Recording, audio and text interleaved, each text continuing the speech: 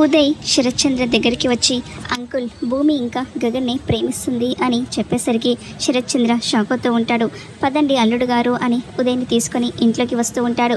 భూమి అని శరత్చంద్ర గట్టిగా పిలిచేసరికి భూమి పైనుండి కిందకు వస్తూ ఉంటుంది. ఏంటి నాన్న అని భూమి అడుగుతూ ఉంటుంది. ఇంతలో శరత్చంద్ర ఇలా చెప్తూ ఉంటాడు.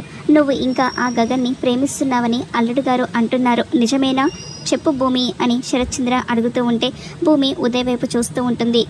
నువ్వు ఆ గగన్ని ప్రేమించట్లేదని అల్లుడు గారికి అర్థమయ్యేలాగా చెప్పమ్మా అని శరత్చంద్ర అడుగుతూ ఉంటాడు. ఇక భూమి నేను గగన్ గారిని ప్రేమించట్లేదు అని చెప్తూ ఉంటుంది. అలా చెప్పేసరికి శరత్చంద్ర సంతోషపడిపోతూ ఉంటే ఉదయ్ మాత్రం లేదు, నేను ఇలా చెప్తే నమ్మను అని అనేసరికి ఏంటి అల్లుడు గారు, మరి ఎలా చెప్తే నమ్ముతారు అని శరత్చంద్ర ఉదయ్ని అడుగుతూ ఉంటాడు.